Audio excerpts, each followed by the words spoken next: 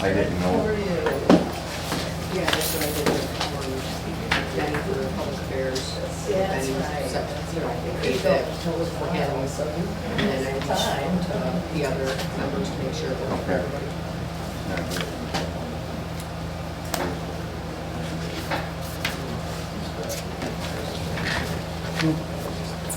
Thank you.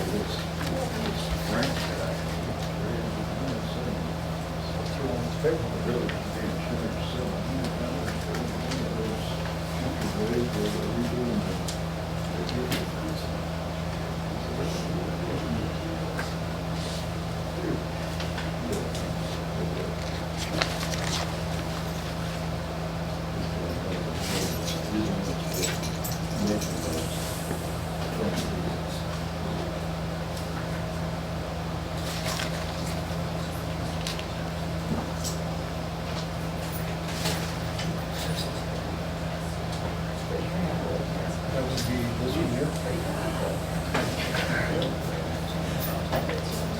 Let me go ahead and open the meeting.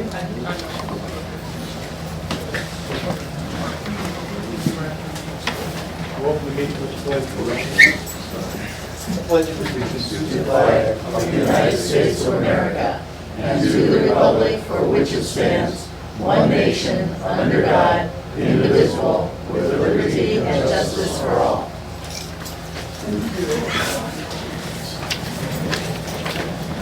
We have a roll call, please.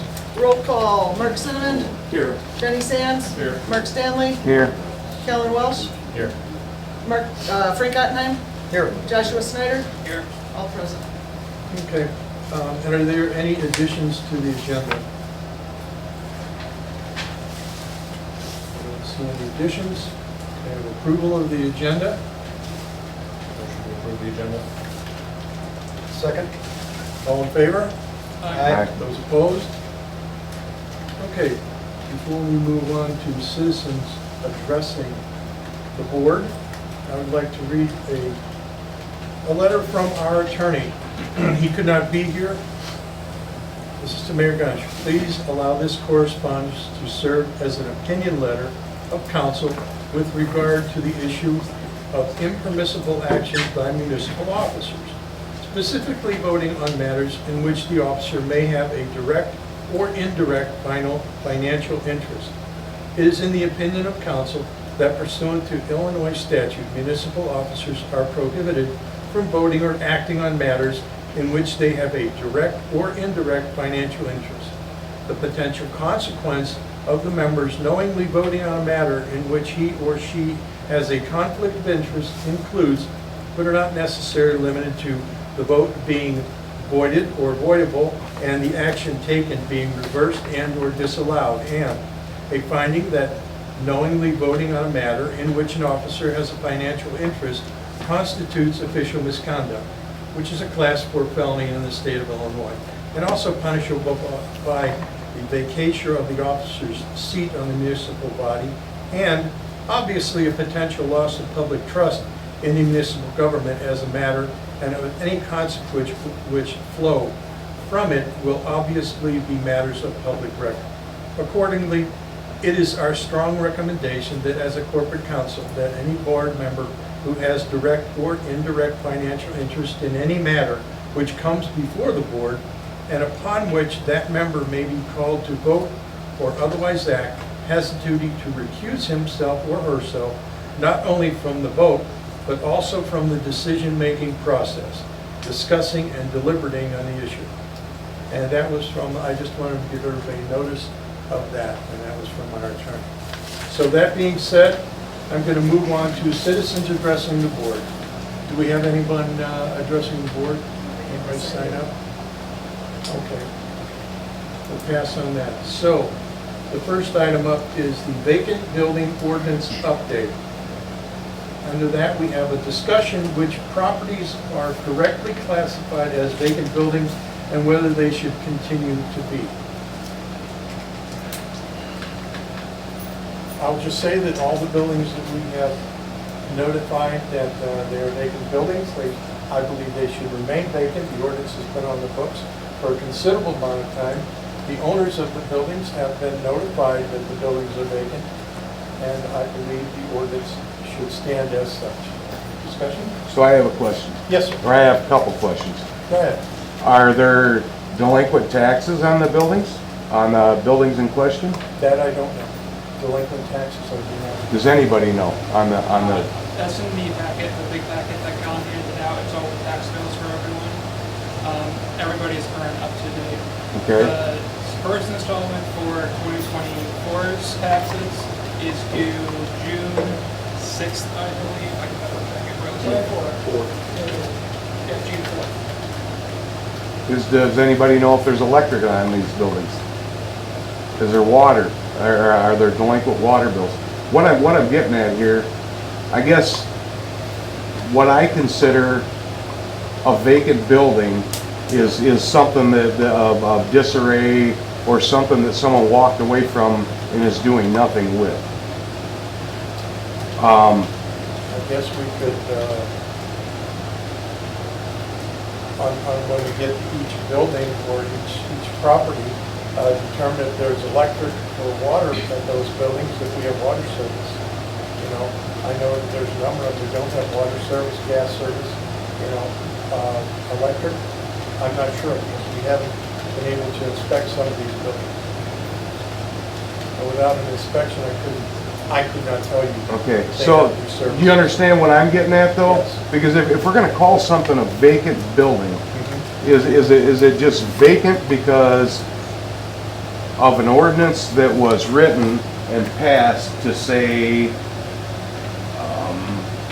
If you don't meet this criteria. if you don't meet this criteria, I'm gonna call your place a vacant building, Okay. okay? I don't see it that way.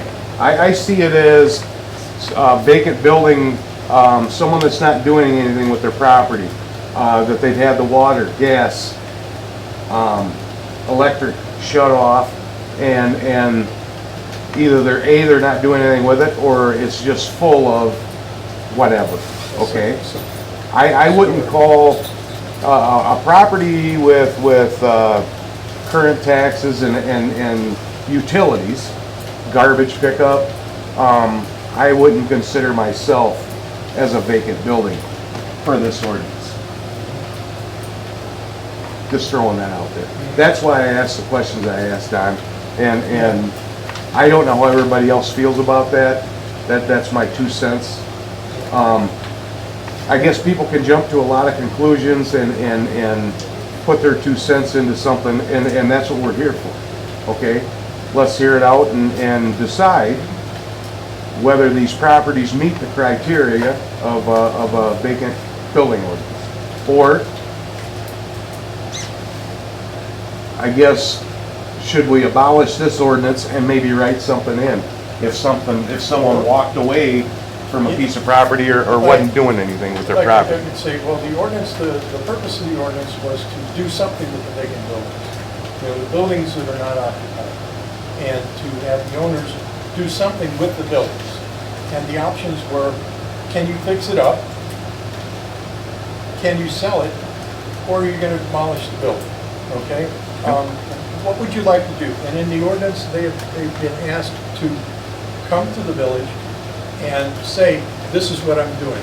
In a couple instances, that has been done. But in other instances, there's no communication at all.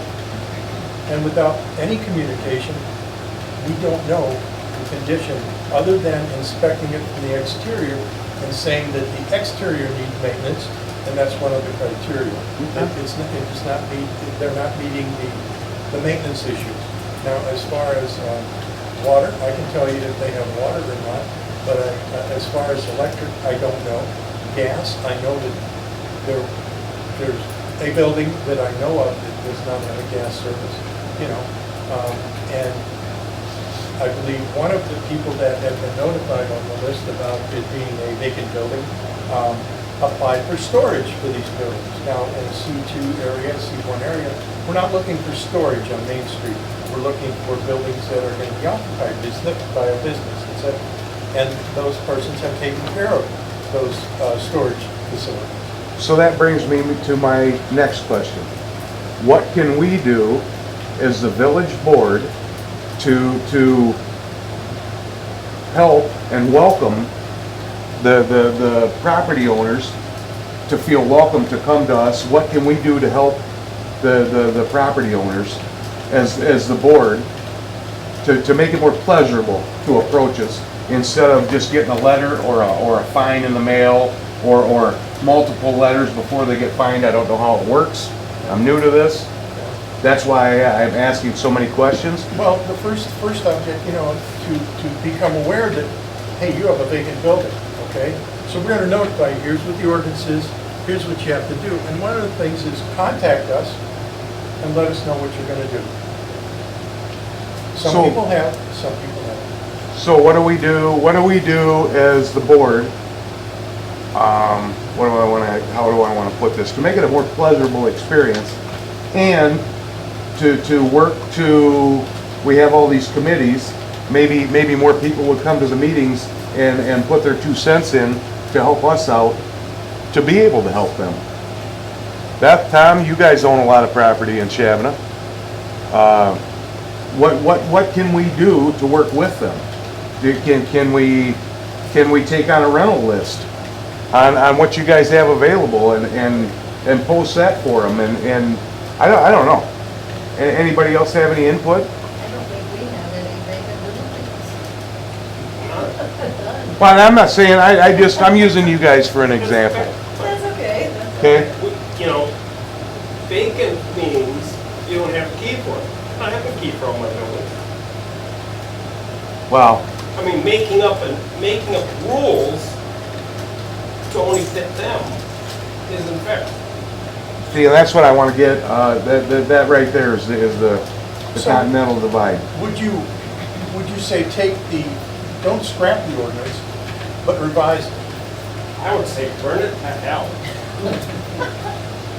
Okay, now I'm gonna have to ask the audience to stay out of the discussions unless you're invited in. You understand? Thank you.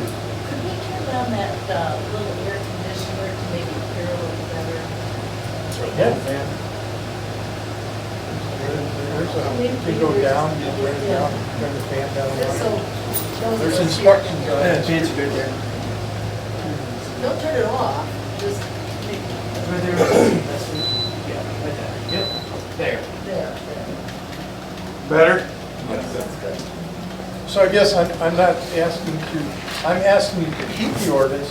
How about, Send it back to committee and revise it. No.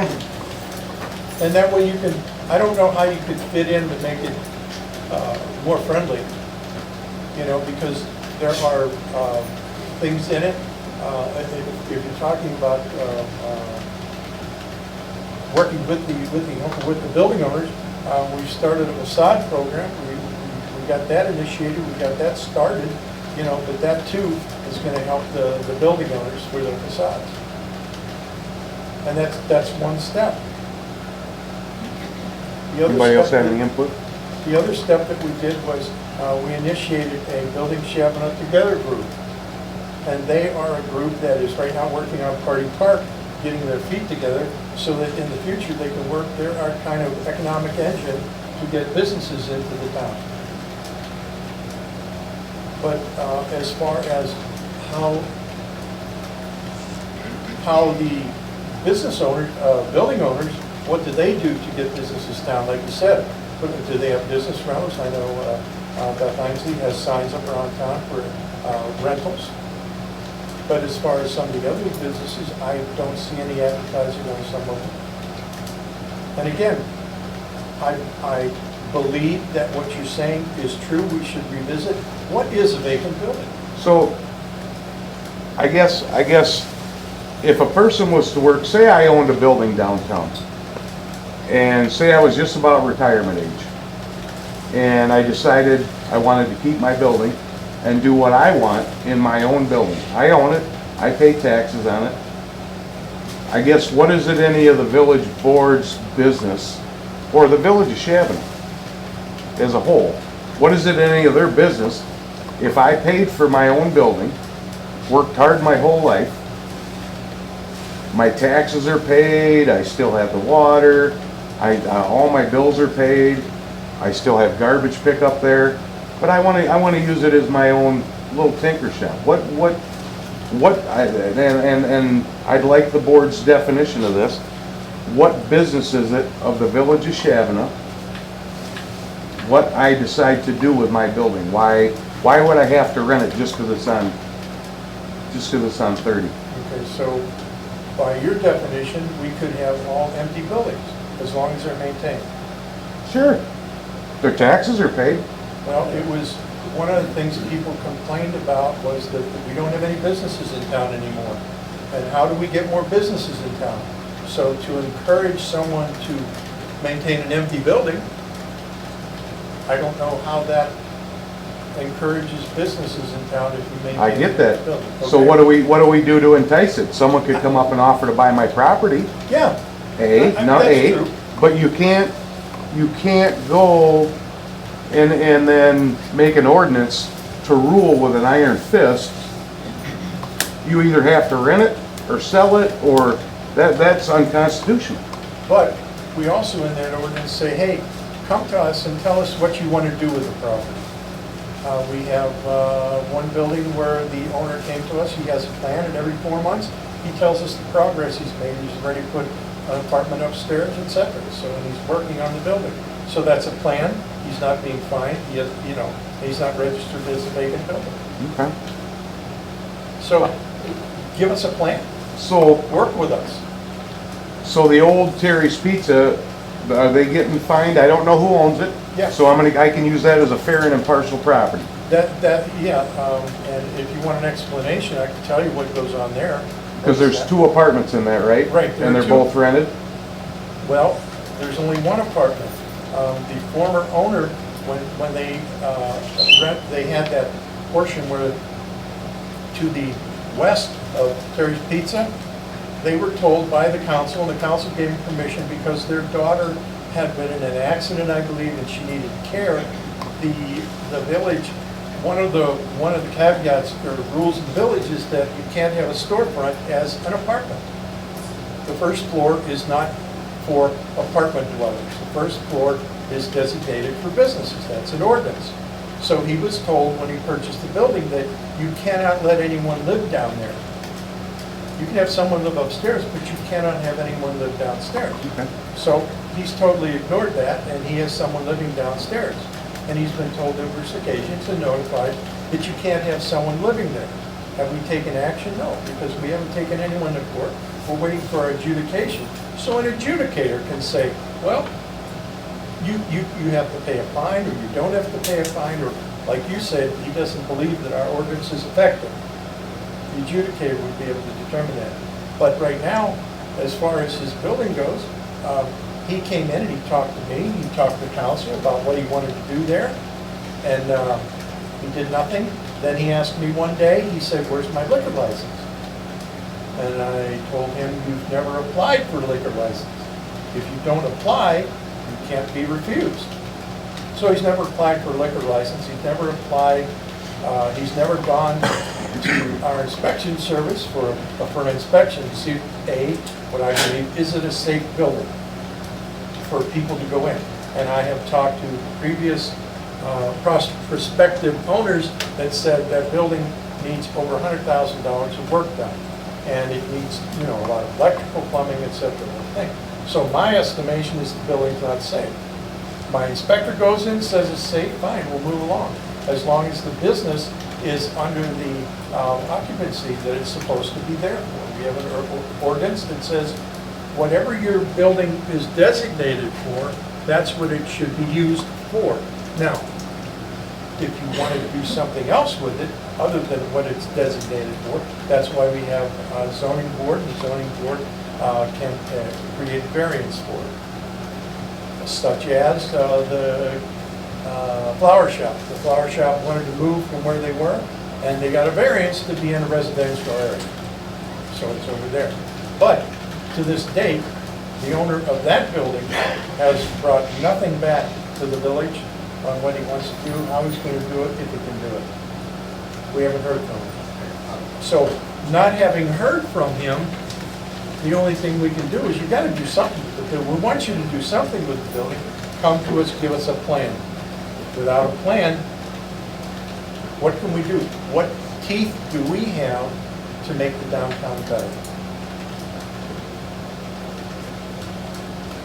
And if it's taking this vacant building ordinance back to committee and redo what constitutes a vacant building, then we can have a discussion in the committee, development committee.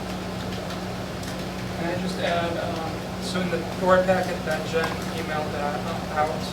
Yes, on page speak up. 18, there's a letter from Don to the bar owner.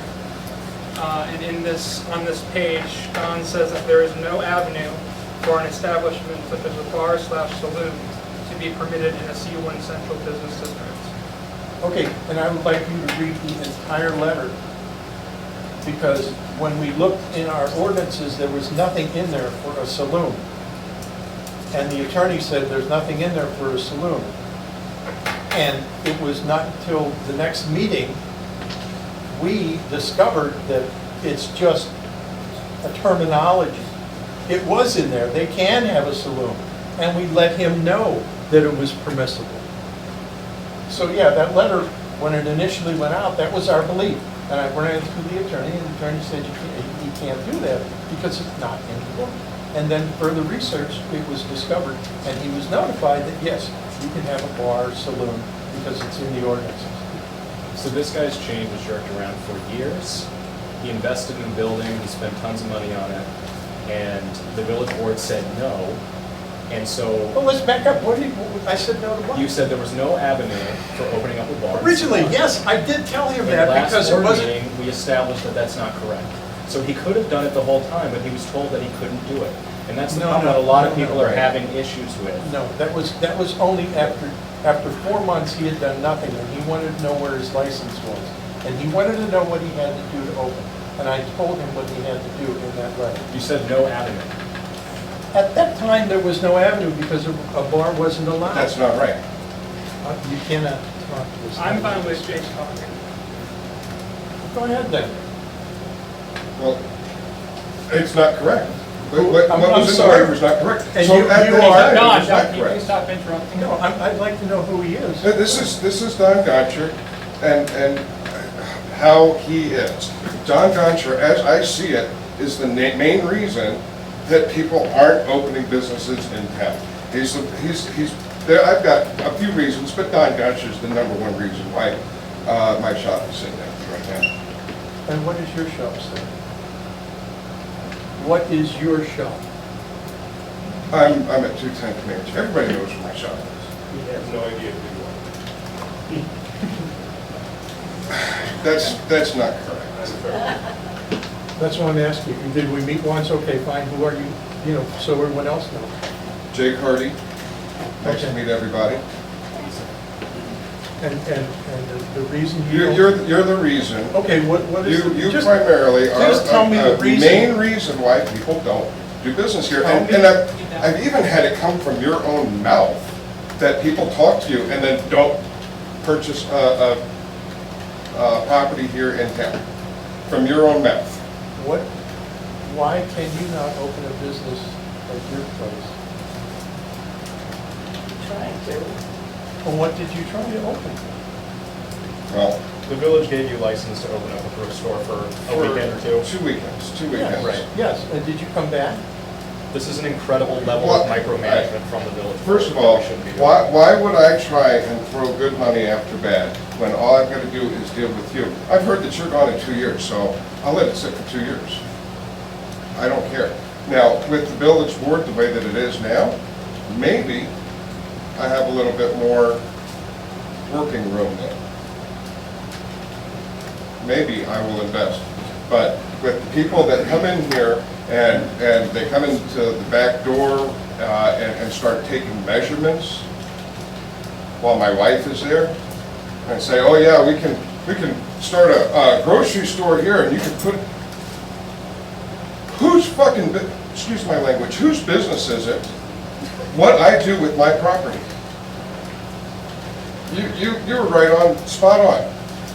Whose business is it what I do with my property? My bills are paid. Sure. I keep up my building. I mow the grass. I kill the weeds. I take care of everything. Whose business is it? How is it your business? You're not an officer of the law here. You're supposed to be speaking on behalf of the village and supposed to be supporting the village instead of trying to stop everything out. That's enough. I'm done with that. Mr. Mayor, Yes, sir. can I make a point of order that we get back to the agenda? We're discussing the current classification of vacant buildings, so until we move on. Can I speak, please?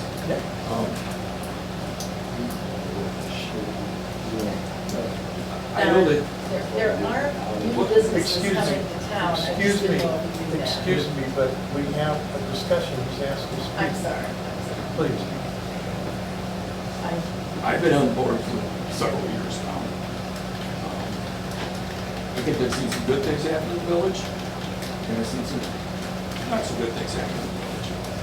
But regarding this issue, I think it's in the best interest of everybody, for cooler heads, to sit down together, whether it's a committee or whatever, and review this vacant building ordinance. And I think the number one thing I think is causing a major issue is the inspection service. And I've talked to some people this past week that were builders in the area and have been for like 50 years, and they've dealt with many different building inspectors, and they've talked about the difference between remodeling jobs, new commercial work is completely, new buildings are completely different than, you know, a building that's maybe 50 years old, a home or something that's remodeled. And they said that they would be willing to maybe look at our ordinance and what our rules are, so it fits better to the type of work that's being done. And I think we need to take some time here and resolve this. I think this is the biggest issue for this village over a decade. What's the biggest issue, Mike? The biggest issue is this isn't going to go away until we resolve it. In this bit of just arguing about it is not doing anything. I'm not here to argue. No, I'm not, I don't. The whole thing of it is, there's a bunch of determining factors here. One of them is an ordinance that we have set in place that the buildings aren't meeting the criteria of the ordinance for people getting fined. Okay, number one. Number two, the inspection company that we have is garbage, to be polite about it. I'll be Okay. honest, I had some trouble with them also on 2 different occasions. I'll be honest, and I respect everybody's opinion here, but I think we need to Everybody here knows the problems that we've had. sit down and really discuss these things. And we're not gonna do it in a week. Anything we do, if it takes a month, it won't get approved on the regular board. It'll be that meeting, probably July. I think in the meantime, you know, any issues of fines or whatever should be just, everything just stopped right now until we resolve this. I think we have to reach some type of reasonable for everybody point. I just think that's really important. And I know it's gonna take a lot of work. I know this plan took over 3 years to put together. It just didn't come out of midair. There's many other communities that have very similar, and there's a lot of communities that have the same thing. And it's not called a vacant building ordinance quite often, it's called something else. And that's a fact. You can check with many times, they have the same thing. Some of them don't enforce it at all, some do. And I know at least one that adopted the same one we have, and they're having success with it. And that's Morrison, or you can check with them. So I'm trying to look at the big long-term picture. We can't, this is like dividing the community and town, which does not help encourage any businesses to come here. It does not. Both sides do not. So we have to reach some type of agreement. We're gonna have to sit down in good faith and negotiate this and bring in and look at different inspectors. This whole thing has to fit together. We can't just do one thing and not the other. So So that's my personal feeling, and I think that's what needs to be done. I just wanted to say that. Ultimately, I think the vacant buildings ordinance is unconstitutional, and I think if you brought it up to the Supreme Court of the United States, I think it would get shot down. Do you think that Thomas Jefferson would support the vacant buildings ordinance? You're criminalizing doing nothing? Like, that's just crazy to me. So I would not support this regardless, but small business is my big issue. The point is, the vacant buildings ordinance is actively preventing small businesses from coming into Shabbona. And then we got a bunch of small business owners here who are saying this is the problem. You need to stop coming after us. And I don't think we're doing the village of Shabbona any favors by trying to micromanage everything. We can't micromanage every property, everybody's business. We can't do it, and we shouldn't do it. That does not serve the village of Shabbona at all. Maybe that serves the village with a capital V, but we're not here to serve ourselves, we're here to serve the village. So I think the vacant buildings ordinance needs to go. We don't need it. And I think there's enough. I spoke to a property owner recently who told me that he's looking to open up several businesses in the village of Shabbona, and the vacant buildings ordinance is the reason he's not doing it. So I'm telling you, like, we need to get rid of this. We don't need it. It's not helping. It doesn't serve the purpose that you're purporting to serve, which I agree with. I want more businesses in town, but it's not doing that. And not only is it not doing that, but I think it's just morally wrong. I don't think we should be going after people when they've committed the crime of doing nothing. Like, I don't think you should get fines for that. I think that's crazy. So, I don't know. I don't think we're getting any further on this, so I'm going to motion to vote on the resolutions and move on to the next agenda item. I'll second that.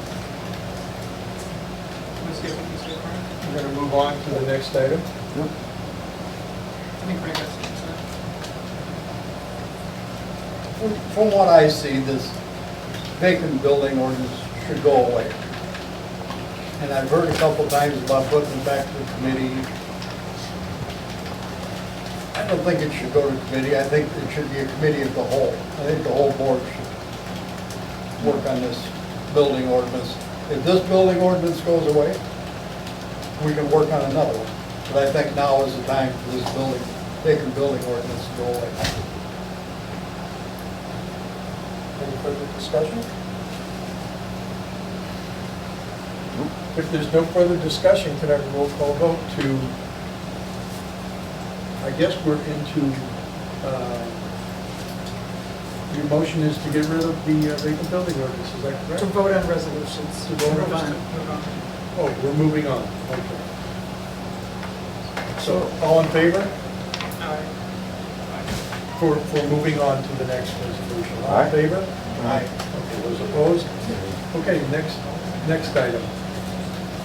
Resolutions. Consider approval resolution to waive the vacant building registration requirement, the fees, the pros, classify the property, etc. So this would be your motion, this would be to eliminate the vacant building ordinance. No, this just waives the fines currently imposed. Let's see, let me read it real quick. This is the same for all of them, just different PIN numbers, different properties. So we are reclassifying the building as not being considered vacant under the ordinance. We are waiving the fines. We are waiving the registration requirement per the ordinance. And that is it. What's your definition of waive? Is that cancel? Yes. So let's say a property owner owes $1,000. We waive that they owe $0. Do we need to go through this line by line?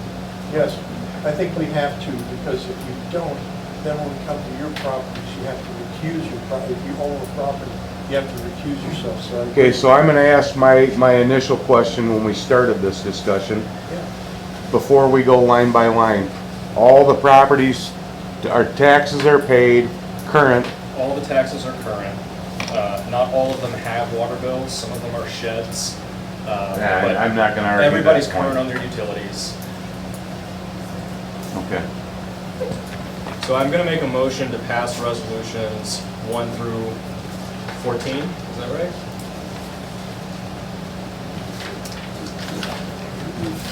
Yes. That would be correct. 1 through 13. I would, if I could, Cal, Yeah. Yeah, I'm sorry, yes, you're correct, Joshua. I would say if you would make a resolution for 1 through 6, okay? Why is that? Um, let me see. The two of them that they are on the board. Which two? Last two. It's just the last two? Well, it was, yeah. So I'll be honest with you, resolution, 1 through 14, or 13, yeah. 1 through 13. All right? Okay, that sounds good. Kellen, you made that motion? Yeah, motion to pass resolutions 1 through 13? Yep. Yes. Second. I'll second I that. have a second discussion. If there's no discussion, can I have a roll call vote, please? Roll call vote to approve resolutions 1 through 13. Kellen Welsh, Yes. Joshua Snyder, Yes. Frank Ottenheim, Yes. Mark Cinnamon, Denny Sands, Yes. Mark Stanley. Yes. Motion carried. Okay, the next item would be, we want to make a motion, someone want to make a motion on, Before we 14. do so, I have a financial interest in this property, so I'd like to recuse myself. okay? Should I leave the room or No, something? no, it's, you know, it would be, someone would make a motion to accept it, and then there would be a second, and there would be discussion. You could not be a part of the discussion or a part of the vote. Okay, so, number 14, consideration. I make a Looking for motion to accept it. I have a motion, Second the motion. I have a second. Discussion? There's no discussion, can I have a roll call vote? Roll call vote, Mark Stanley, Yes. Kellen Welsh, Yes. Joshua Snyder abstains, Frank Ottenheim, Yes. Mark Cinnamon, No. Denny Sands. Yes. Motion carries. Then the item we've come to is 15. Motion to approve resolution 15. And Frank, you're gonna have to recuse yourself on this one? Okay. Okay, we have a motion, do I have a second? Second it. I have a second, Who's discussion? the second? I'm sorry. That would be, Mark, okay. Do I have a second? Discussion? If there's no discussion, can I have a roll call vote, please? Roll call vote on resolution 15. Kellen Welsh, Yes. Mark Stanley, Yes. Joshua Snyder, Yes. Mark Cinnamon, No.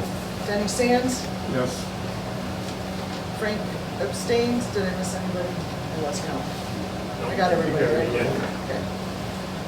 Next item would be number 16. Everyone's gonna vote on this one, I believe.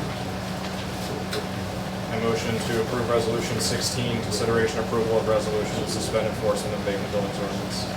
I'll second that. And a second. Discussion? If there's no discussion, can I have a roll call vote? Roll call vote for resolution 2025-05-16 or 16, suspending enforcement of vacant buildings ordinance. Kellen Welsh, Yes. Joshua Snyder, Yes. Frank Ottenheim, Yes. Mark Cinnamon, Denny Sands, Yes. Mark Stanley. Yes. Motion carries. Okay. The next item would be, this would be under the ordinances to consider approval. Nope. No. To repeal the vacant building ordinance. Right, to repeal the vacant building ordinance. I would look at this and think that Josh and Frank cannot vote on this. We've already waived our fines. I would say we have no financial interest. Motion to approve ordinance 2025-05-16A, an ordinance to repeal the vacant building ordinance. I need a second. I'll second it. I have a second. Discussion?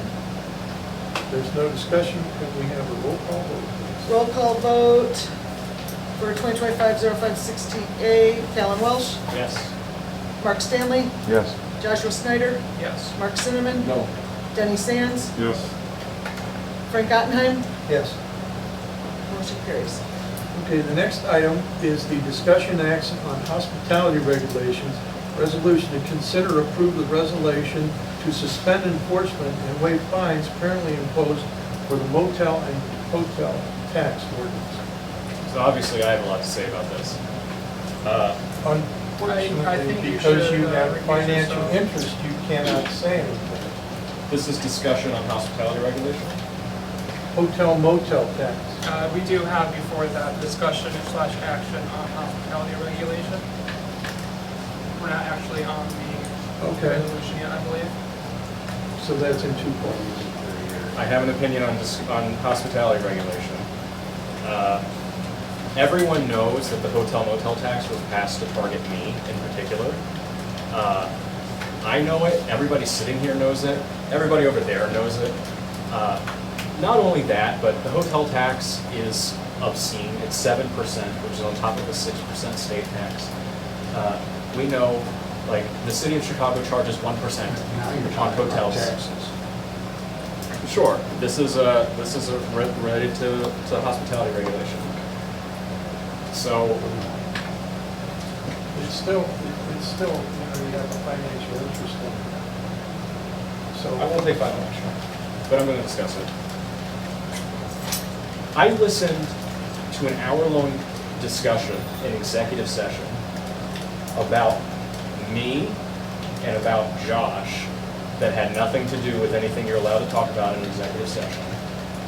So I know for a what you're fact. talking about now is stuff that occurred in executive session. That's correct. You can't do that. Okay, well, have I mentioned anything in specific? I know for a fact that this hotel tax was passed to target me. The reasoning behind it makes no sense. I actually agree with members of the board who said that we need hospitality businesses in town. But like, you didn't make any kind of good case as to why we then need hospitality regulation, which would only serve to disincentivize any hospitality business from ever coming to Shabbona. If I'm the Comfort Inn, why am I coming to Shabbona when there's an additional 7% tax when I could just go outside the village? Or I could go on Indian Green? That makes no sense. So it was just to punish me for being critical of the village board, which I think is ridiculous. Regardless, I would say this is terrible public policy because we need hospitality businesses in the village of Shabbona. We need hospitality businesses in the village of Shabbona. And as long as we have a tax like this, which by the way is not just a tax, it is a regulation, nobody's going to come to the village of Shabbona. We're never going to get a hotel other than mine. So I think the original intent of the hotel motel tax was, we're pretty assured that the Potawatomi are going to be in town. And they were pretty assured that they're going to be putting up a lodge of some sort in one shape or fashion. We have nothing to do with it. We have no control of it. We will make nothing of it. However, if an outside hotel, Holiday Inn, Comfort Inn, whatever you want, comes to the village and they say, hey, we want to rival the Potawatomi. At least we have something on the books that we can negotiate with them as far as their tax rate goes. And we can negotiate with them. We'll have some control and we will get something. If they come in and they put up a hotel and we have nothing, then we'll be hard pressed to impose the tax on them. why? Hang on You a impose second. the tax on me? Go ahead. Can I ask, and I'm just asking for curiosity, because I guess I don't understand. I don't see a hotel sign on your building, so. There is. Yeah. Is there? Yeah. And it's considered a hotel? Yeah. Yeah, I got the zoning variance for it. Okay. Everything. Just asking. Yeah. Go ahead. With this hotel and motel tax, I think that would disincentivize somebody coming in here to compete with the Potawatomi, which you say is gonna do this. I don't know how you know that, but maybe you do. But I think it would disincentivize business coming to town. I don't know why we'd do that. We're all looking for business in town, and we're disincentivizing them coming to town. So I too believe this needs to go away. I'd like that something too. So if we have a very high sales tax, or whatever you want to call it, on hotels and motels, excise tax, okay? Why would they want to come to the village of Shabbona? Why wouldn't they just be on the outskirts in the unincorporated area where they are not paying the 7% tax? You're disincentivizing them from coming into Shabbona. Anyone else? Would you like to make a motion? I'll make a motion to approve this resolution. I'll second that. Second? This is to suspend enforcement and waive fines. I have a second. Discussion? There's no discussion. Can I have a roll call vote? Roll call vote for resolution 2025-05-16, R17, to suspend enforcement and waive fines currently imposed for the hotel motel tax ordinance. Joshua Snyder, Yes. Frank Ottenheim, Yes. Mark Cinnamon, No. Denny Sands, Yes. Mark Stanley, Yep. Callan Welsh. Abstain. Motion carries. That moves on to consideration and approval of an ordinance to repeal the vacation rental ordinance. Chapter 13, Article 5. Motion? What is a vacation rental? Airbnbs gives us regulations over Airbnb. Here's a different ordinance for that, sorry. This is, I think, if you're renting your home for like on a monthly basis, like you live in it most of the year, but you go away for a month, you can rent it for a month, basically. And that regulates that.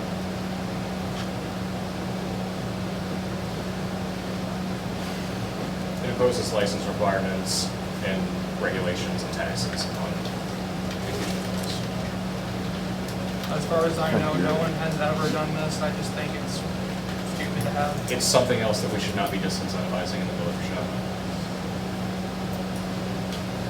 I think to Mark's point, is you can't do what you want to with your own property. That's what I'm saying. You pay the taxes, you pay the insurance. I guess if you're gonna list it as an Airbnb, your insurance rates would change, and that's on you anyway. You're still paying a water bill, you're still paying your taxes. Why would we wanna govern that? I don't think we do, but if I came to town to buy a property, we've got realtors here. If I came to town to buy the property and I knew I was gonna go away for 3 months a year and wanna rent it out, maybe I wouldn't wanna buy it, or maybe I wouldn't pay as much for it. I think it's again, we're putting an ordinance in so we can't do what we want to with our own property. Furthermore, to your point, regulations like this, I say this as a realtor, this reduces the property values in town.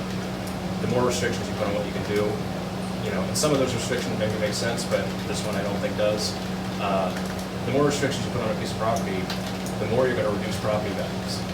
And that, the more our EAV goes down, the harder it is for us to function. So there's that element of it too. But I agree with what's been said, so I'm going to make a motion to approve the ordinance to repeal the ordinance to repeal the vacation rental ordinance. I'll second that. Second, discussion? There's no discussion, can I have a roll call vote, please? Roll call vote for the ordinance to repeal the vacation rentals ordinance.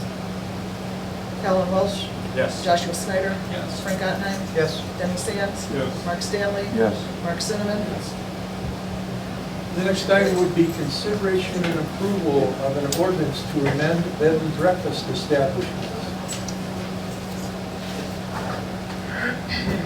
It also repeals the hotel tax ordinance, hotel/motel tax ordinance. So we would like to keep the bed and breakfast ordinance, but amend it, and we're also repealing the hotel and motel tax ordinance and regulating hotels the same as bed and breakfast will be. So key changes are Before there was a license requirement, I think you had to pay somewhere around $1,500 for a yearly license to run a bed and breakfast. You also had to get your building inspected. We got rid of those. And we kept most of the regulations that I thought made sense, such as if you are going to be serving food in a bed and breakfast. One, the county health department has a bunch of regulations you have to follow. I believe that that's what's also in here. You should have fresh towels, fresh soap, fresh shampoo, stuff like that. Like the basics of what you'd expect from a hotel/motel/bed and breakfast. We also put hotels and motels into those regulations because before they weren't part of the regulations, so the hotel or motel wouldn't have any village regulations to follow, just state ones. So who oversees I'm sure you'd have to have a certified kitchen, right? For the bed and breakfast? Yeah, sorry. For the bed and breakfast, no. The health department for the county gives licenses out. I believe you're allowed to use like a residential kitchen for it, but there's a lot of restrictions behind it. You can't just run a So it restaurant wouldn't just be without- regulated by the state then, or go by state regulations, because you're going by county ordinance, correct? Yeah, it would be county ordinance for the kitchen part. There's county and state. So how would that play into, does the village just waive their rights then and say the county take care of it? How would that work? It's always the county health department. Okay, The so village, it's not on us anyway? Yeah. Okay. the village does maintain some regulatory rights inside the bed and breakfast ordinance, but for the most part, no. I get it. Go ahead. Who pays those fees? Here's what? The fees for the DeKalb County Health Department to come in and approve or disapprove? The business owner would pay for Yeah, it. It's just like a permit. Yeah. What was your name? David Turner. David. Sorry. Motion to approve the ordinance to amend the bed and breakfast establishments ordinance, chapter 12, article 6, and to repeal the hotel motel tax ordinance, You chapter 24. can't make that motion. The hotel motel tax, that affects you have an interest in your hotel. Didn't we already repeal that? We haven't repealed the ordinance. Repeal the hotel tax. I do have a modification. In the ordinance, section 12-130-name, there's a misspelling. It says motel, motel, and bed and breakfast ordinance. It should read hotel, motel, and bed and breakfast ordinance.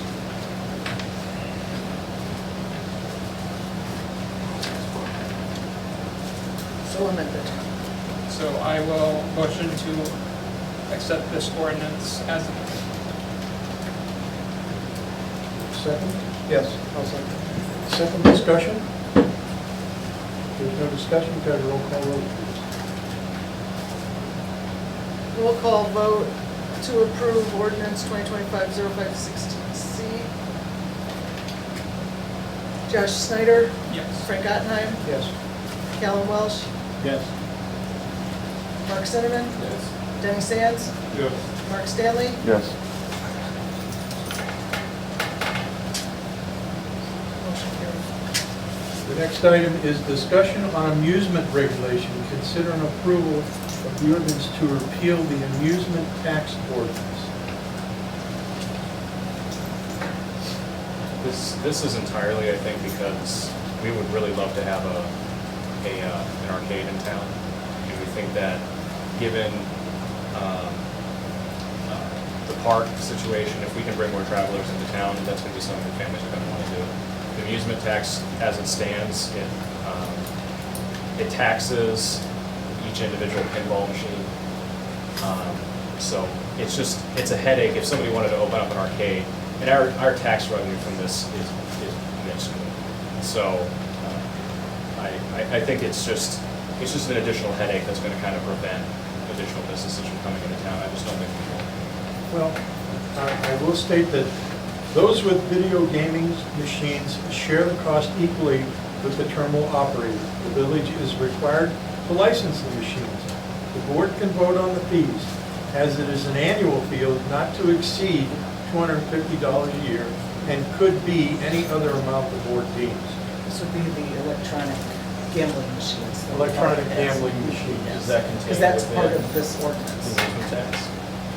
They don't pay a tax, they pay a fee per video game machine. Oh, Your ordinance is printed. I gave mine. And do you have how much we take in annually from the video gaming machines?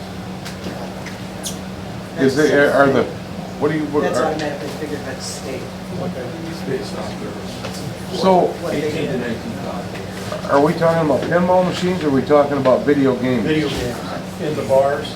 Yeah. And in the, we have machines in R&R, we have machines over in BP.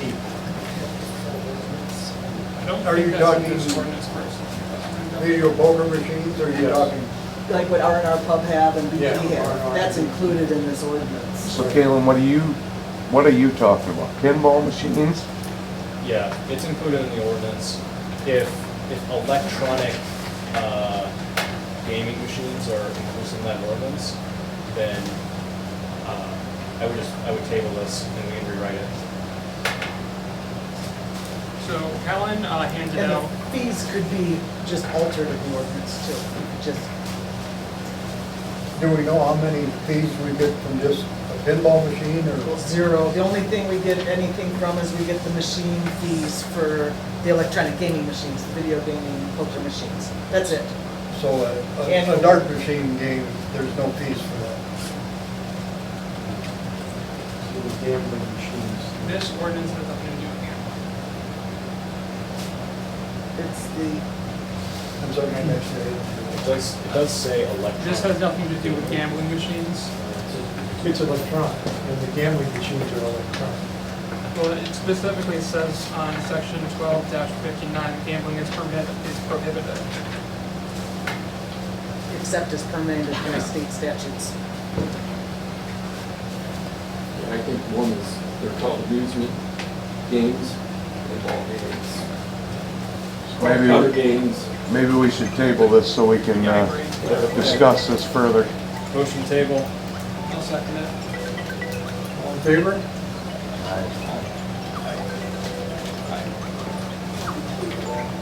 They're gonna get you one way or another, Jenny. Yep.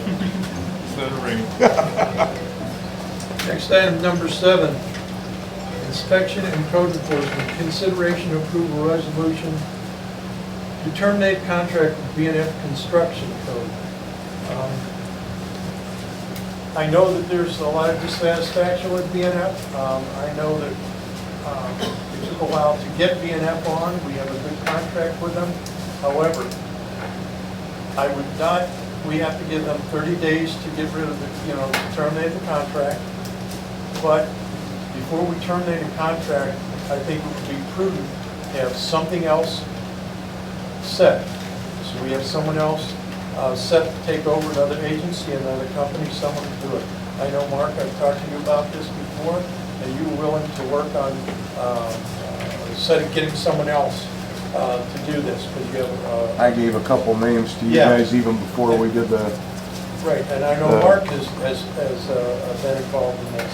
He's gotten some names. So I would, not opposed to losing B&F, but I don't think we should do it unless we have someone else ready to go. Because otherwise, we're going to have a gap. And right now, there are some permits that are currently in the works and open permits that have not been issued complete yet. So I would So- ask that we, I don't know, if we table it and send it to committee. so with that said, with the open permits, 1, and the permits that are applied, 2, let's table it for now. Or I make a motion to table it for now for further discussion so we can kind of do it so their permits run out and we can transition a new source in. We can also give them like a 60-day notice as well, if you just want more time to figure out. Specifics. that's fine if we think we can get a source within 60 days. I'd like to ask, does the county have a building? Well, there's a lot of department? different, Can they come in and take up the slack until we get somebody else? the question I asked even before I decided to run for board was, could we partner with any other small communities? And I don't know if that was ever looked into. So I mean, I know like what we talked about, Sandwich, when I ran into all the problems, Sandwich had their own inspector and they know that they branched out. So I guess we had to reach out to some of them and see if we can, you know, piggyback with them, with their inspectors. Mark? My comments are that I've talked to many municipalities that have the same issue. Statewide, not just in Illinois, many communities, it's one of their biggest issues is building Well- inspections. And some builders, local builders that have been in business for one of them over 50 years here told me that we should probably have them, because they've worked with dozens of different inspection services and inspectors. And what I said earlier about the different types of building and, vacant buildings. We'll have to change our codes a little bit, I think, also, if we get a new inspection. So this is gonna bring me to my next Yes. question. So why do we even, why do we, and you guys can answer any way you want, why do we even need an inspector if we're hiring licensed and bonded contractors to do the work? What in law, I guess my question, what law says that we have to have someone to oversee a licensed and bonded contractor? Because everybody that I hired to do my garage was licensed and bonded with the state of Illinois and the county, or You know, at least the county. You have the unique ability that you've been dealing with this a lot. I myself have not dealt with contractors and whether they have a license to do what they're doing. And I think it ensures the general public that if they hire somebody, the work is being done correctly. Because here's the That's the deal. only, Number one, B&F's fees are absolutely crazy for what they charge you for the permits. And not only the permit fee, and the village is getting no money from the permits, is what I understood, right? that's correct. Okay, so number two, they're getting $50 to come out and stick a tape measure in a hole, or to walk up to a hole where the footings are poured and go, yeah, it's a hole, and get in their car and leave, if they even show up. Because I'm telling you right now that I'm final. I have no argument, I don't think anybody on the board has an argument that, we could do better. Yeah, And But- I would say to save discussion is if we can take it to committee and look at, all I'm saying is, I don't want to dump them until we have something else in line. and I agree with that. Even Okay. though I had my differences with them, Yeah. we have permits that are out that need to be, that people have already paid for the service, Right. first and foremost, so they might as well get their money's worth. Yeah. But I'd say, let's table it till the next meeting, and number one, go ahead, Frank. I think we should expedite this. And we keep going back to committees. We're all on the board here, let's do this as a committee of the whole, so everybody's on the same page. Yes, I agree with that. And back to your point, there are contractors in this town that are licensed by the state of Illinois. Electricians are Sure. they're licensed by the state of Illinois, plumbers, roofers. I don't think we need to be putting more regulation on the people that live in town that are trying to get a job done, Yeah. or the contractors. Well, we ought to be promoting them. We should be. I think we need to expedite this and do it as a committee of the whole and right away. But also, Frank, we need to look at, and that's gonna take some time. Let's, meeting's Monday, today's Friday. We do have a couple, like, I know of a couple people in town here who would be willing to take on that building inspector role. Well, I know you have went through the whatever. I think that's a conflict of interest. I don't think you can be on the village board.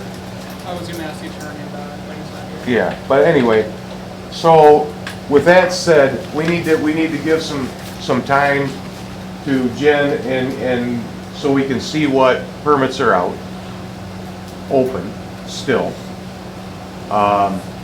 and what ones are pending, and then go from there. So let's table this. Or I propose we table it until we get a response from Jen. One, we don't need to call a special meeting over it.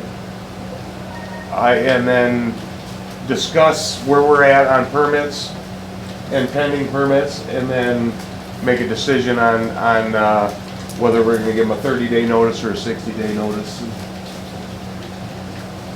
I guess I'm okay with that, but I'd like to see the permitting process or the requirement go away for where there's already state oversight or licenses granted, roofs and electricians and plumbers.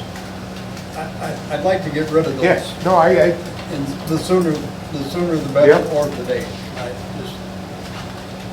We're doubling up on it. yeah. I believe we need an inspector, someone to come and look, because I myself have seen some people putting up roofs that did not have the license to do it. Everyone that comes in town, if you're a roofer, you know you have to have a license.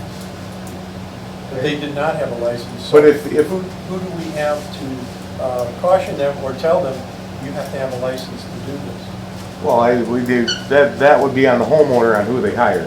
If they hire a truly licensed company, Right. then And if that they don't- company should have no problem coming into the village office, or even shoot the village office an email, hey, you know, here's my license number, here's my insurance number, I'm gonna be doing a roof at 607 South Shabbona Road.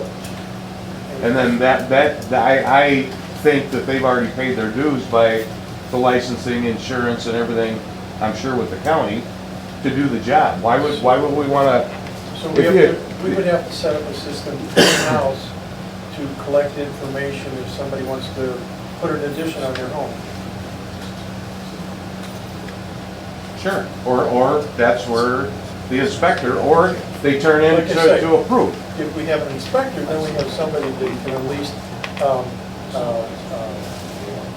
have because right now, if someone's due, they contact BNF. BNF then tells us what they have. We keep a list. Otherwise, we don't collect any money. We don't charge for any permits. I know, at all. I don't know. Which is nonsense that you're even handling, Should we? or want to put ordinances in to have to handle Should that. we be charging for permits? Absolutely, if you're gonna shuffle the paperwork and you want that big a hold on it. So we have to have an inspector, is what you're saying. No, I'm not saying that. I think we need to, go ahead. Go ahead. David Turner. Jen. So, question for these people that you want to hire to inspect. Will they assume liability for what they inspect and pass? Well, if they come in, you're a licensed electrician. Yes. And that, if he says you're a licensed electrician, or like, if he has the permits, the certification to do that, then he's assuming that liability.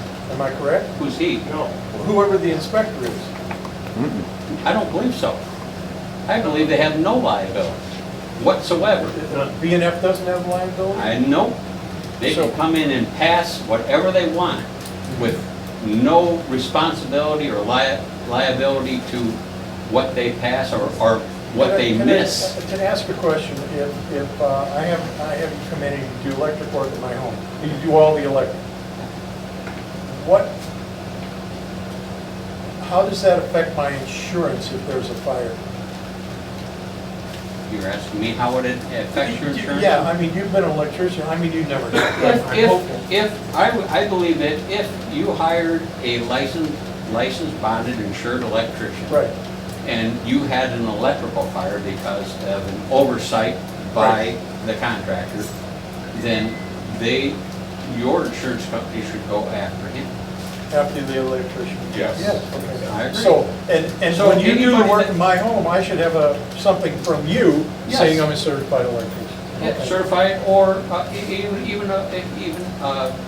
insurance bond. That is So, on the A proof of homeowner. insurance. It all Yes. falls on the homeowners, it's their responsibility, right? It should be. Right, okay. I mean, it should be common sense. So why do we get involved in it? Why does the village get involved in it? We shouldn't. I don't think we should either. I think there's gonna be permits on all building construction, period. We're not gonna get away from that as a town. No, I understand that. I've never But- not seen. And I think the town inspector. should be making money on those permits. If I gave any suggestion, period, Yeah. it should have never been B&M. It should have been the town, and you should have just had your own private inspector. Yeah.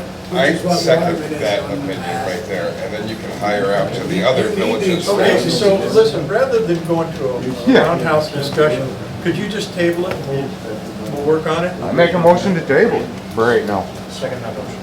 I have a second. Discussion? I have one thing. Would it be possible if we are hiring a new inspector? I guess we'd have to look at the contract with B&F, but could we hire the new inspector first, keep B&F, have them finish all the permits they currently have, and have the new one take on any new? That's what we're talking about, a transition. That's why we're saying the transition Yeah, period. somebody on site to, Yeah, pick up where they leave off, I yeah, guess. fair enough. I just want to make sure that's what we're talking about. Okay. I have a motion, I have a second, I believe, to table it. All in favor? Right. Opposed? Okay.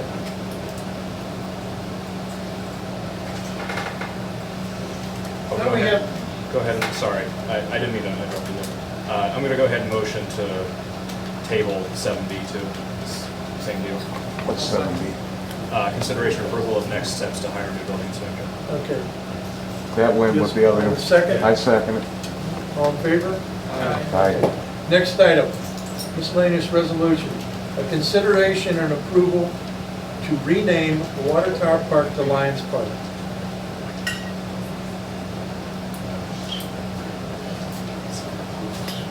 I myself think that's an excellent idea. The Lions Club has been here in town for a lot of years. Their membership is dwindling due to age. Let's promote the Lions Club with naming Water Tower Park Lions Club.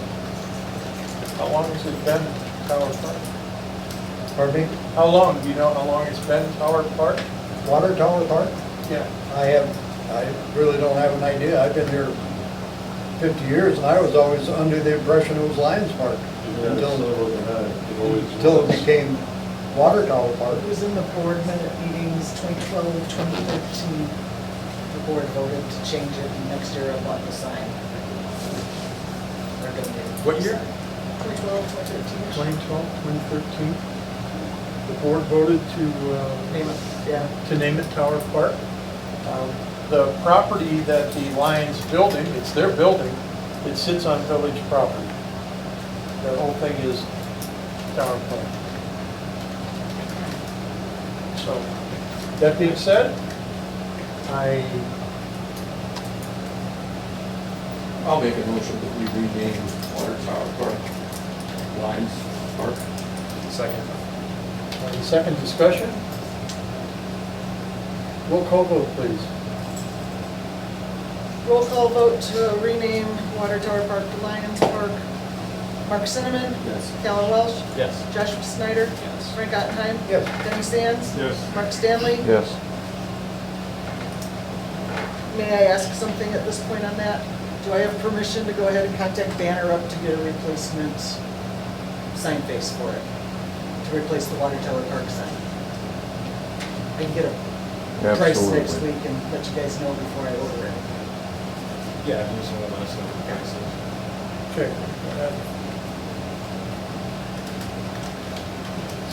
The next item would be Miscellaneous ordinances, consideration and approval to adopt Chapter 3 of the Municipal Code of Chapter actions requiring board approval. Josh, Yeah, so basically this requires board approval in order to issue enforcement letters, notices of fines, notice of violations, citations, or other communications that initiates or escalates enforcement of an ordinance. Issues any follow-up notice, demand, reminder, or invoice related to an existing alleged ordinance violation, including but not limited to second notices, warnings, or collection efforts. Most of the other things are along the same lines, but it also includes recording a lien against a private property, initiating an administrative adjudication process, collection efforts, or court proceedings, referring an alleged violation to outside legal counsel, collection agencies, or third-party entities.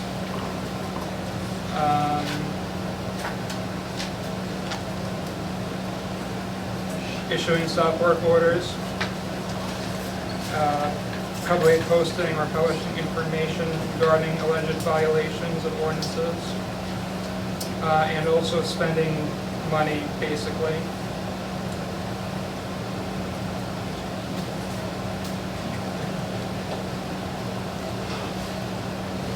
There are exceptions for emergencies. There are some fines listed for violations of it. The board would have to vote on whether or not to do a fine. And it is, what's the word? It supersedes conflicting ordinances, so any ordinances that have been passed in the past that authorizes any of these no longer authorize them. Who does it authorize now? I believe there's board approval for some things and the mayor's allowed to do other things as well. What are some of the other things? You know offhand? Well, right now you're allowed to send issues or issue letters of enforcement, ordinance violations, fines, letters of demands. I'm pretty familiar with your letters of demands, and they always say the board has recommended that I blank. In most cases, that is not true. I think it's good if we have more oversight of a lot of these things. I'm not saying we're getting rid of fines. I'm not saying we're getting rid of enforcement of anything. I'm just saying we need more transparency in what we're doing. I think I'm very transparent in what I do. Nothing about you, Mark. Okay, you looked right at me. Sorry.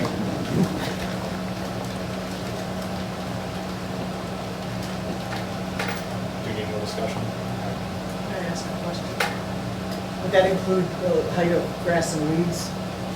Those are our most common summer things when we start getting complaints from neighbors that they're got foot-high grass. I don't think we should have to come and vote on someone's grass or weeds. I'm fine with You some. go knock on their door and tell them to mow it and run the weed eater. But I don't think they should wind up with an ordinance violation right off the bat either. No, but should we have a meeting about someone's grass being too long? How about just pull in the driveway, knock on the door and say, take care of it? If they're not, is it okay to post That'd be the way to something do that it. just asks? Yeah, them to put a do note that? on their door. That's what I've been doing. Okay, that's awesome then. That's an enforcement letter that you're disallowed. It can be reworded. Yeah, I can hear That's what that. I'm saying, as it is. Also, this has nothing to do with, like, if you knock on their door, it doesn't say anything about talking to people. And who would do this? Who would knock on their door and tell them your grass needs to be cut? I presume you would, Why not any one of the council members? I think that would be fine. Okay. But I don't think the village public works people should. They haven't been. Ever since, remember we did this long ago? Well, I remember. And they have the- not been doing that. I remember the public works people putting notices on. Back doors. then, yes, that was years ago. since that time, I've been putting notices on the doors, and I've asked the council, if you see it, you know, you could put the notice on the door. You know, and I don't know what other simple violations, if you want to go through all the violations. There's grass height, there's weeds, there's a lot of other things that you noted. We got tall dandelions over at Purdy Park, you know. So I would say, you know, do you want to definitively say which ones need council approval of the ordinances? I would say amend that to, you're going to have to cite specifically which ones need to be brought before council. I can agree with that. Okay? I Because don't- there are some people who have abandoned cars sitting in their yards that have been there for more than 12 years. And notification has been sent to them, and they do nothing. But we can take each one of those abandoned vehicles. I have also notified the sheriff, you know, if there's an abandoned vehicle because it has no tags sitting in the street, that's an abandoned vehicle. But then they cite them where they talk to them. But if it's on the property, it makes it a little harder because they can't go on part of the property. But you want to bring these things to council, maybe that'll have more of a impact on the homeowner to take care of this. Abandoned vehicles, weeds, etc. You know, it's just, you know, what do you want sent to council, what do you not? If each council member can make a list, then we can confer on it, so we can table Let's it do that. and revisit it. I can agree with that. I'll motion to table this. I'll second it. All in favor? Aye. Okay. Next item would be consideration of approval of an ordinance to amend ordinance Article 2 parking.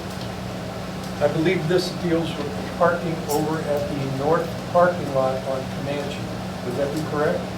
Yeah, so the board modified the ordinance in the April meeting, and this basically puts it back to what it was before that modification.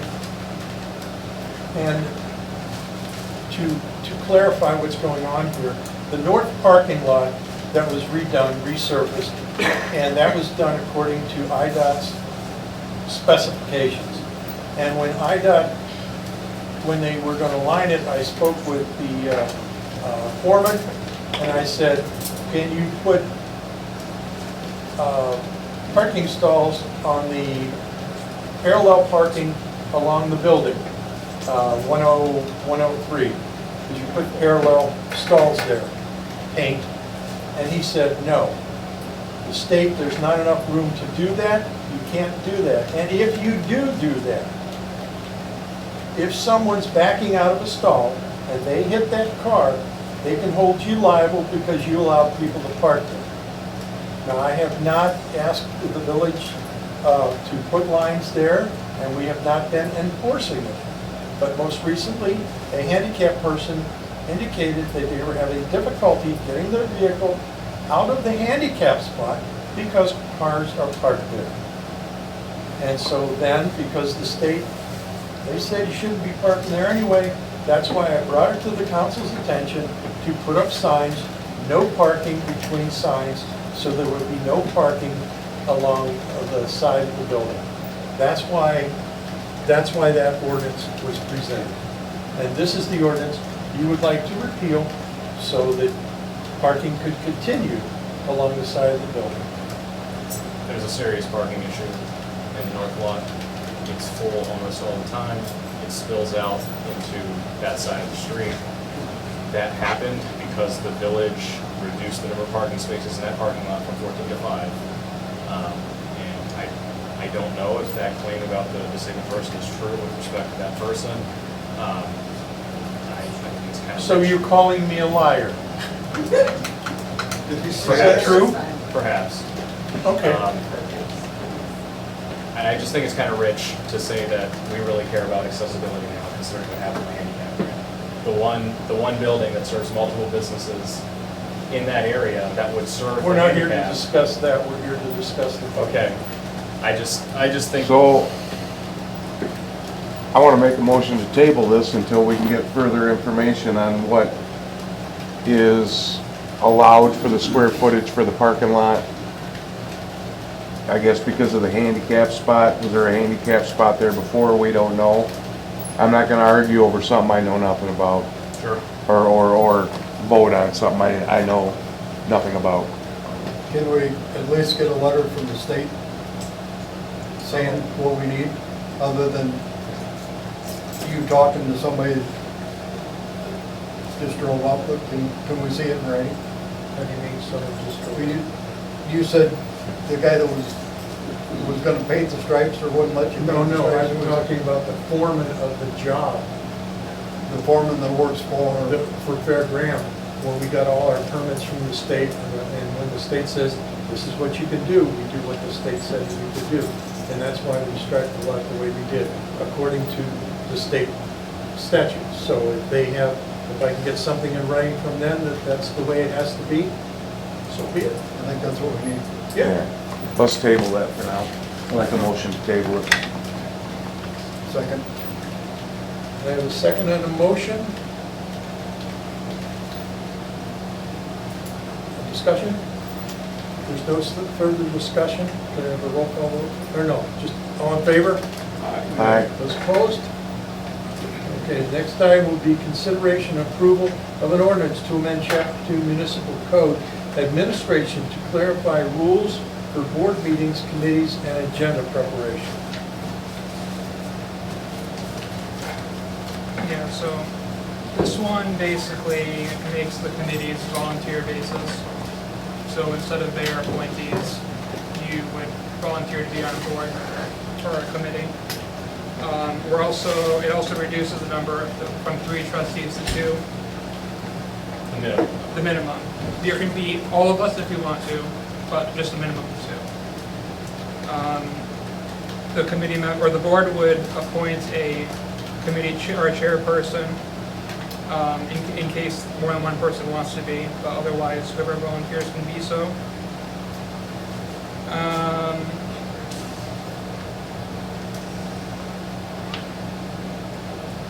And then it adds it removes the $25 fine for any board member who can't make it to a meeting.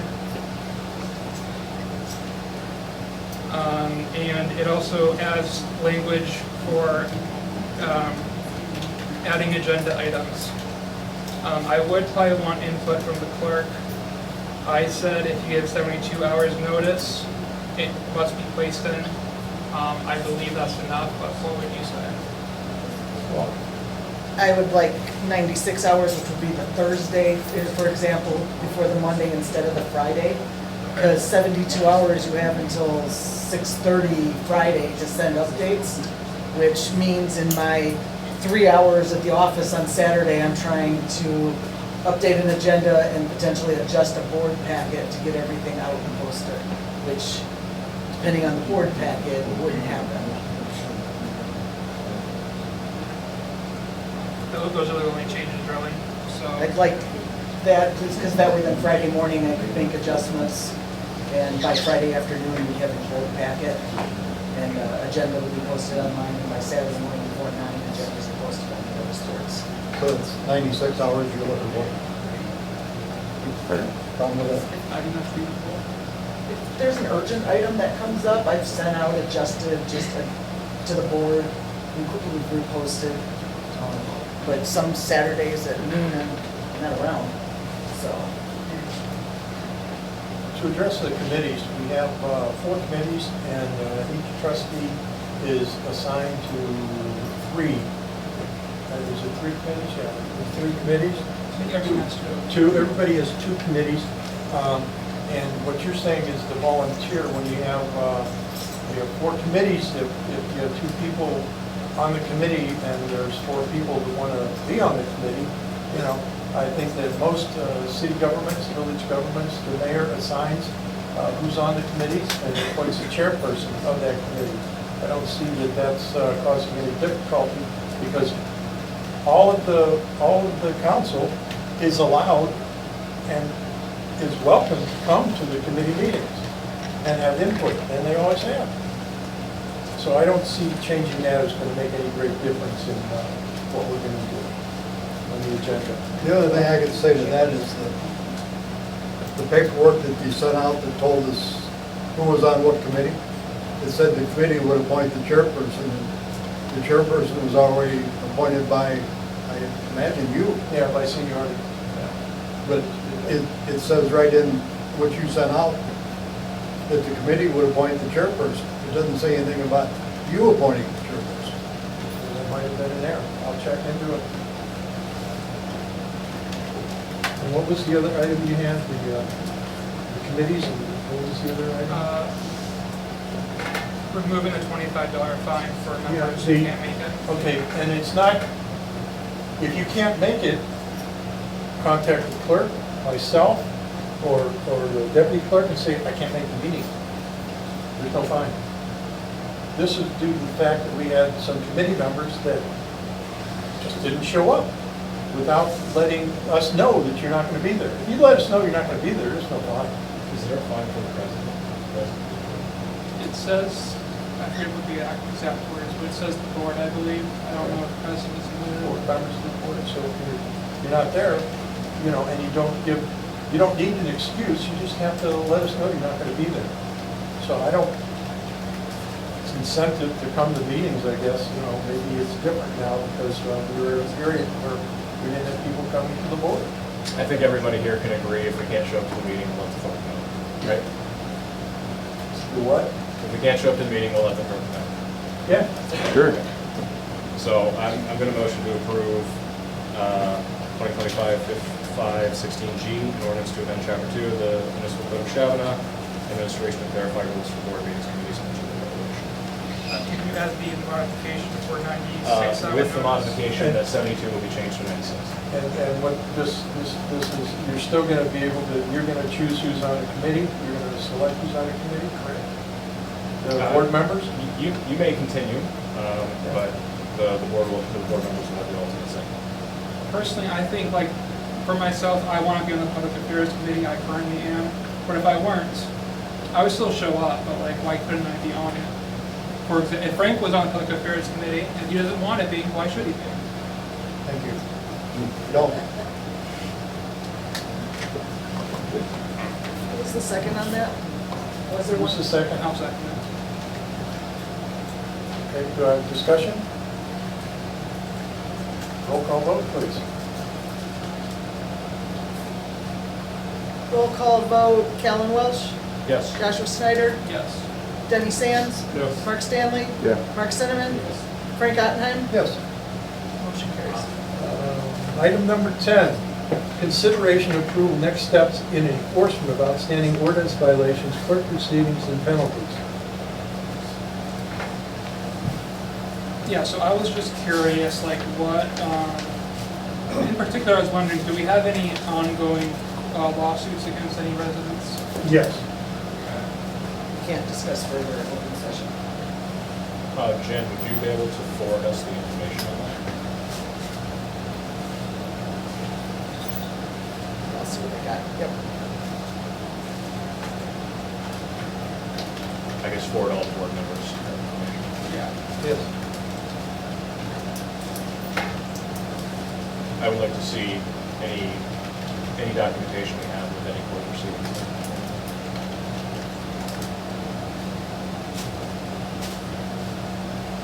Anything else on that? We'll move on then to number 10, or number So 11. are we tabling that for right now? I think they asked for information. Said anything about It wasn't really a resolution or anything. Okay. Number 11, consideration approval of adding receipts and invoices to bills and payroll section of board packet. Yeah, that was mostly just, we get a list of all of the summaries of what we're spending money on. I would just be asking if we can see what the actual invoices and receipts are for. You want to see the actual receipts? I'd like to make sure that we're spending our money wisely. But we're giving you a list of the receipts, aren't we? Just summaries. How about if I would ask, the clerk, is it a necessity? We're required to give a warrant list, which is what we do. If the board votes and wants to see all the receipts and invoices, yes, we can scan them. I would ask that instead of it being inserted in the board packet, it's a separate attachment sent out with the board packet, because it can be anywhere from 25 pages to 75 pages. Or how about if you want to go and look at the receipts, you can go into the office and look at the receipts. I don't want an email with all the receipts and everything. So if you're interested in looking at them, how about you go see her at the office? How about you just bring them to the board meeting, and if you want to see them, Oh, or see them at the board meeting. I have the bill pack folder with me at every board meeting, there you go. That would be great. because I have all the checks enveloped up and ready to go, and Probably going to take you a little bit though, so you might want to go to the office and look through them. but I can always hold back a check or 2 or 3, whatever you want, so. But done it before. does the bill packet contain all of the receipts in it, like individual? The bill folder has everything in it.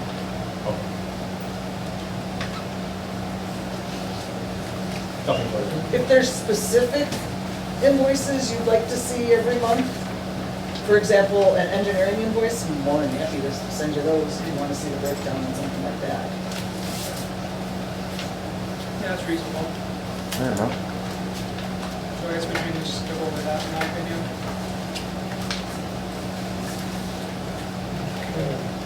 So, I gotta ask a question, because it got by me. What do we do with item 10? What are we doing with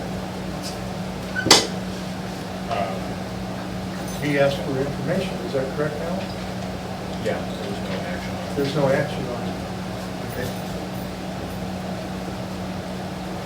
Is there any further on item 11? Then we'll go to item number 12, I'll look for a motion. Make a motion to adjourn. Second. Any second, all in favor? Aye. We're adjourned.